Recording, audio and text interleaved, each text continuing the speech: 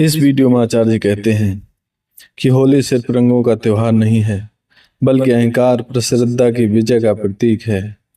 हिरण्यकश्यपु, प्रहलाद, होलिका की कथा हमें जीवन का गहरा सत्य सिखाती है। चलो सुनते हैं। आचार्य प्रशांत, होली का पर्व है। रंग सभी खेलेंगे, उत्सव सभी मनाएंगे, गुलाल खूब उड़ेगी। बहुत अच्छा रहेगा, सुंदर रहेगा। और इस अवसर पर यह समझना भी आवश्यक हो जाता है कि इस पर्व का वास्तविक महत्व क्या है। इस पूरे आयोजन का अर्थ क्या है। तो राजा हिरण्यकश्यप थे, असुरों के राजा।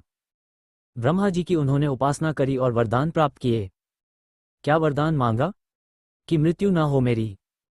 हिरण्यकश्यप ने वरदान मांगा कि मृत्यु ना हो मेरी।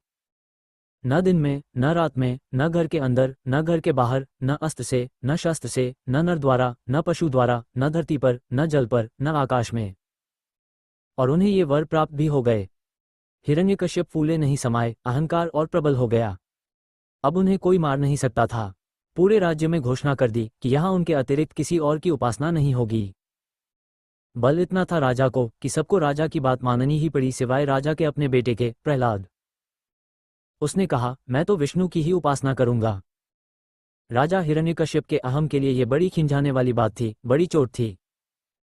पूरी दुनिया उनका यशोगान कर रही है, उनके समक्ष नमित है, और अपने ही महल में अपना ही बेटा कह रहा है कि नहीं राजा, मैं परम सत्ता आपको नहीं मानता। मैं तो विष्णु का उपासक हूँ, सत्य का उपासक हूँ। मैं तो विष्णु के समक्ष ही नमित रहूंगा। तो राजा ने बहुत तरीकों से प्रहलाद को समझाया, बहलाया, फुसलाया, डराया, धमकाया। प्रहलाद नहीं माना। तो अंततः राजा ने अपनी बहन होलिका को कुछ उपाय करने के लिए बुलाया। होलिका ने एक लकड़ियों की बड़ी चिता समान तैयार करवाई और उस पर प्रहलाद को लेकर बैठ गई। होलिका को सिद्धि थी कि अग्नि उसका कुछ नहीं बिगाड़ सकती। अपेक्षा ये की थी हिरण्यकश्यप ने और होलिका ने कि लकड़ियां जलेगी और उनके साथ प्रहलाद भस्म हो जाएगा। होलिका को तो सिद्धि प्राप्त है, उसका कुछ बिगड़ेगा नहीं। हुआ उल्टा, ईश अनुकंपा से प्रहलाद का बाल भी बांका नहीं हुआ और होलिका भस्मीभूत हो गई। हिरण्यकश्यप ये देख करके क्रोध से विक्षिप्त हो गया। उसने एक लोहे का खंभा गर्म करवाया और प्रहलाद से कहा, जा, इस लोहे के खंभे को गले लगा ले, देखता हूं अब तेरा विष्णु कैसे बचाता है तुझे। तो कहानी कहती है, विष्णु पुराण में इसका उल्लेख आता है, कहानी कहती है कि प्रहलाद ने खंभे को गले लगाया और फिर खंभे से विष्णु अपने नरसिंह अवतार में प्रकट हुए। आधे सिंह थे, आधे नर थे। हिरण्यकश्यप की तरफ बढ़े, उसे धर दबोचा। गोधूली बेला थी, न दिन था, न रात थी, बीच का समय था। हिरण्यकश्यप को उठाकर के महल के प्रवेश द्वार की चौखट पर ले गए, न महल के अंदर, न बाहर, और फिर अपने पंजों से, अपने बगंखों से हिरण्यकश्यप का हृदय फाड़ दिया अपनी गोद में बिठाकर। न धरा में, न आकाश में अपनी गोद पर बैठाकर। न अस्त्र से, न शस्त्र से। न घर के अंदर, न घर के बाहर। न दिन में, न रात में। न नर द्वारा, न पशु द्वारा, आधे आधे नर थे, आधे पशु थे। सब शर्तें पूरी हुई। हिरण्यकश्यप का वध हुआ। सत्य जीता, श्रद्धा जीती, अहंकार हारा। तो ये है होली के उत्सव के पीछे की कथा। इस कथा से मैं समझता हूँ 5-6 बड़े मर्म की, बड़े तत्व की बातें हमें पता चलती हैं। पहली बात, अहंकार साधना भी करेगा तो इसलिए नहीं करेगा कि वो विसर्जित हो जाए, विगलित हो जाए, मिट जाए। वो साधना भी करेगा, श्रम भी करेगा तो इसीलिए करेगा कि वो बचा रहे, बल्कि अमर हो जाए। हिरण्यकश्यप ने बड़ी साधना करी और साधना करके वरदान यही मांगा कि वो अमर हो जाए, उसे किसी भी तरीके से मृत्यु न आए। हम भी बहुत श्रम करते हैं, बड़ी मेहनत करते हैं। आम आदमी की जिंदगी देखिए, सुबह से शाम तक मेहनत ही करता रहता है। ये जानना जरूरी है कि वो मेहनत कर किस लिए रहा है। सत्य के सामने नमित होने के लिए या फिर अपने अहंकार को ही और बढ़ाने के लिए। हिरण्यकश्यप की साधना देखिए ना, कितनी साधना करी, लेकिन किस लिए? इसलिए नहीं कि प्रभु से ही मिल जाए, सच के सामने झुक जाए, जीवन को सार्थक कर ले। पूरी साधना करके चाहा उसने यही कि उसका शरीर अमर हो जाए, उसकी अपनी व्यक्तिगत सत्ता अमर हो जाए। तो खतरा है, बहुत बड़ा खतरा है। सिर्फ मेहनत करना काफी नहीं है, श्रम या साधना करना काफी नहीं है। ये देखना भी जरूरी है कि किसके लिए मेहनत कर रहे हो। उद्देश्य क्या है? मेहनत के पीछे कौन बैठा है? दूसरी बात, अहम को जो कुछ भी मिलेगा उसका इस्तेमाल वो स्वयं को बढ़ाने के लिए ही करेगा, दूसरों के कल्याण के लिए नहीं, अपने स्वार्थ के लिए ही करेगा। बड़ी से बड़ी शक्ति और सिद्धि उपलब्ध हो गई थी हिरण्यकश्यप को। मृत्यु का भय, मृत्यु का खतरा आदमी के सामने सबसे बड़ा खतरा होता है। हिरण्यकश्यप का वही खतरा टल गया था। न दिन में मरेगा, न रात में मरेगा, न अंदर मरेगा, न बाहर मरेगा, न अस्त्र से मरेगा, न शस्त्र से मरेगा, न मनुष्य से मरेगा, न पशु से मरेगा। और क्या चाहिए? इतने बड़े वरदान का उपयोग करके हिरण्यकश्यप दुनिया में ऊंचे से ऊंचा सत्कार्य कर सकता था, जगत की तमाम बुराइयों से लड़ सकता था, संसार को स्वर्ग बनाने के अभियान पर निकल सकता था। लेकिन हिरण्यकश्यप ने इस ताकत का उपयोग किया तो किस लिए? स्वयं भगवान बन जाने के लिए। आज्ञा लागू कर दी, पूरे राज्य में कोई ईश्वर वंदना नहीं करेगा, सब हिरण्यकश्यप के सामने ही झुकें। सीख क्या मिलती है हमें? अगर गलत हाथों में ऊंची से ऊंची चीज भी पड़ जाए, बड़ी से बड़ी शक्ति भी पड़ जाए, तो उसका दुरुपयोग ही होगा।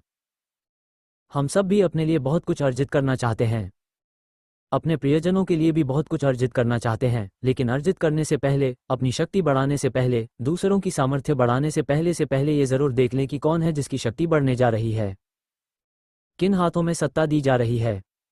शक्ति दुधारी तलवार है, उसका इस्तेमाल ऊंचे से ऊंचे पुण्य के लिए भी हो सकता है और बड़े से बड़े पाप के लिए भी। शक्ति बहुत आवश्यक है कि उन्हीं हाथों में रहे जो पुण्य की प्रेरणा से चलें। तीसरी बात, ये रिश्तों की, संबंधों की बात है।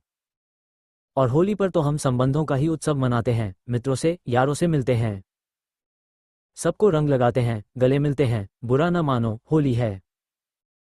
संध्या समय समाज में जिनको भी जाते हैं, उन सब से मिलते हैं, बैठते हैं, गुजिया बरती है। पर संबंध किससे? संबंध कैसे? संबंधों का आधार क्या है?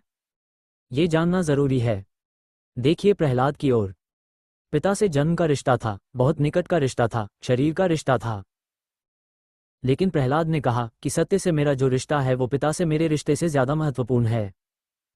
हिरण्यकश्यप मात्र पिता है मेरे, सत्य परम पिता है। जिस प्रहलाद की स्मृति में, जिस प्रहलाद के सम्मान में होली का त्योहार हम मनाते हैं, उस प्रहलाद का भाव देखिए, उस प्रहलाद की श्रद्धा देखिए।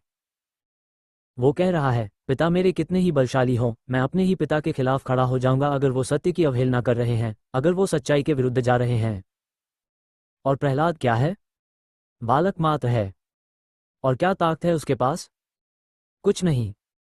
और सामने उसके क्या है? उसके सामने एक अति बलशाली राजा है और उसके सामने पिता है। पिता का मोह है, पिता के प्रति जो प्राकृतिक आकर्षण होता है वो है। लेकिन वो बच्चा रक्त के संबंध की परवाह नहीं करता। वो कहता है, पिता से होगा खून का रिश्ता, खून के रिश्ते से ज्यादा बड़ा कुछ और होता है। न वो खून के रिश्ते की परवाह करता है, न सामने जो अत्याचारी है उसके बल की परवाह करता है। वो कहता है, झुकूंगा तो सिर्फ सच के सामने, न शरीर के संबंध के सामने झुकूंगा, न समाज के सामने झुकूंगा, न पिता के सामने झुकूंगा, न राजा की ताकत के सामने झुकूंगा। मैं झुकूंगा तो सिर्फ एक चीज के सामने, एक सत्ता के सामने, जो इस योग्य है कि उसे नमित हुआ जाए। जब हम दोस्तों, यारों, संबंधियों के पास जाएं होली में, तो सदा याद रखें कि पहला संबंध हमें प्रहलाद ने सिखाया है कि सत्य के साथ होना चाहिए। बाकी सब संबंध पीछे के हैं। प्रहलाद ने अपने पिता को भी पीछे छोड़ दिया था। सच्चाई इतनी बड़ी चीज है कि उसके लिए किसी को भी पीछे रखा जा सकता है। अगली बात, हम हो सकता है बहुत चालाक हों, हम हो सकता है बड़े सिद्धहस्त हों, हमें हो सकता है उसी तरह कुछ सिद्धियां प्राप्त हों जैसे होलिका को प्राप्त थीं। कोई सिद्धि काम नहीं आएगी। होलिका ने बड़ी चालाकी खेली, बोली, आ प्रहलाद, मेरी गोद में बैठ जा। अब प्रहलाद बालक मासूम, निर्दोष, भोला भाला, वो बैठ गया। और होलिका चढ़ गई प्रज्वलित अग्नि पर और होलिका की चालाकी ये थी कि मेरा तो कुछ बिगड़ेगा नहीं, प्रहलाद जल मरेगा। हुआ उल्टा, होलिका की चालाकी ही उसे उसके अंत तक ले गई। होलिका की चालाकी ही उसे ज्वालाओं तक ले गई। यही सीख है हमको भी, जो जितना चालाक होगा वो अपनी चालाकी के द्वारा ही जल मरेगा। बड़ी से बड़ी चालाकी निर्दोष मासूमियत के सामने छोटी है। जब भी कभी द्वंद्व होगा चतुरता में, होशियारी में, चालाकी में और निर्दोषता में, भोलेपन में, मासूमियत में, यकीन मानिए, श्रद्धा रखिए, मासूमियत जीतेगी, निर्दोषता जीतेगी। चालाकी बड़ी चीज लगती है पर चालाक लोगों का वही हश्र होगा जो होलिका का हुआ था। तो जब आप होली का त्योहार मना रहे हो तो अपनी चालाकी को जरा पीछे छोड़ दीजिएगा। प्रहलाद की तरह बालमन हो जाइएगा, प्रहलाद की तरह भोले हो जाइएगा, निर्दोष हो जाइएगा। होली अवसर है अपनी चालाकियों को पीछे छोड़ने का। दुर्भाग्य की बात है कि समय कुछ ऐसा है अभी कि हमें लगता है कि जो जितना चालाक है वो जीवन में उतना आगे बढ़ेगा। बात बिल्कुल झूठी है। एक सीमा तक चालाकी जाती है, उसके बाद वो अपना काल स्वयं बन जाती है, अपनी ही ज्वाला में स्वयं जल जाती है। और आखिरी बात, जिससे सब कुछ मिला हो उसके ही खिलाफ खड़े मत हो जाना। भगवान से वरदान पाए हिरण्यकश्यप ने और वो भगवान के ही खिलाफ खड़ा हो गया। और अहंकार की ये बड़ी पहचान होती है, उसे जिससे सब कुछ मिला है वो उसका ही विरोध करने लगता है। विरोध ही नहीं करने लगता, जिससे सब कुछ पाया है वो अपने आप को उससे ही ज्यादा बड़ा समझने लग जाता है। हिरण्यकश्यप जिससे पा रहा है वरदान, कह रहा है मैं उसी की पूजा नहीं करूंगा। और न सिर्फ मैं नहीं करूंगा, बल्कि पूरे राज्य में निषेधाज्ञा है, कोई पाया न जाए ईश्वर की वंदना करते हुए। मेरी ही सत्ता है। भूल गया बिल्कुल कि उसको ये सत्ता मिली किससे। वैसा ही इंसान का जीवन है, बिल्कुल भूल जाता है कि जीवन मिला किससे है। बिल्कुल भूल जाता है कि ये सूरज, ये चांद, ये हवा, ये पानी ना हो तो उसका क्या होगा। बिल्कुल भूल जाता है कि ये धरती उसने कमाई नहीं है। बिल्कुल भूल जाता है कि जीवन की मूल चीजें उसे मुफ्त ही मिली हुई हैं, उपहार स्वरूप। कोई अनुग्रह, धन्यवाद का कोई भाव उसके मन में नहीं उठता परमात्मा के प्रति, बल्कि वो परमात्मा के ही, सत्य के ही खिलाफ खड़ा हो जाता है। झूठ का पैरोकार बन जाता है, अपनी जिंदगी ही झूठ पर आधारित कर देता है। हिरण्यकश्यप का उदाहरण है, किसी न किसी अर्थ में हम सब हिरण्यकश्यप हैं। किसी न किसी अर्थ में हम सबके भीतर नन्हा प्रहलाद भी बैठा हुआ है। होली का अवसर इसलिए है कि हम अपने भीतर के प्रहलाद को जागृत करें, हिरण्यकश्यप और होलिका को जरा दूर करें स्वयं से। सब है हम में, हिरण्यकश्यप का अहंकार है, होलिका की चालाकी है, और प्रहलाद की निर्मलता, निर्दोषता भी है हम में। जिसने आपको सारे वरदान दिए निश्चित रूप से वो उन वरदानों से बड़ा होगा। जो ईश्वर आपको वरदान दे सकता है कि न आप दिन में मरेंगे, न रात में मरेंगे, न अंदर मरेंगे, न बाहर मरेंगे, वो ईश्वर उन वरदानों को काटने का उपाय भी जानता है। होंगे आप कितने भी बड़े, होंगे आप कितने भी सामर्थ्यशाली, चतुर, चालाक, जिसने आपको सब कुछ दिया है वो आपसे बड़ा ही है और आपसे ज्यादा चालाक है। ईश्वर के बारे में कह सकते हो कि वो चालाकों से ज्यादा चालाक है। होगा तुम्हारे पास बहुत कुछ, उसके पास तुम्हारी सत्ता को काटने के बड़े उपाय हैं। उसने तुम्हें ये दे दिया वरदान कि न घर के अंदर मरोगे, न बाहर मरोगे, तो वो तुमको चौखट पर मार देगा। दे दिया उसने तुमको वरदान कि न दिन में मरोगे, न रात में मरोगे, तो वो तुमको गोधूली बेला में मार देगा।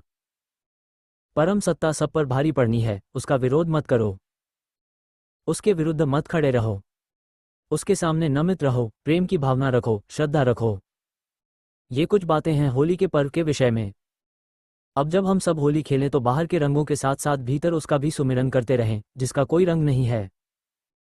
मन के बहुत रंग हैं, पल पल बदले सोए। एक रंग में जो रहे ऐसा बिरला कोय। बाहर के रंग सुंदर हैं, शुभ हैं, भीतर उसको भी याद रखिएगा, जो सब रंगों से आगे का है। होली है ही इसीलिए ताकि उसका स्मरण, सुमिरन हो सके। जैसा कि आचार्य जी ने बताया, होली हमें भीतर के प्रहलाद को जगाने और अहंकार को त्यागने का अवसर देती है। इस बार होली सिर्फ रंगों से नहीं, बल्कि समझ और श्रद्धा से मनाएं। धन्यवाद।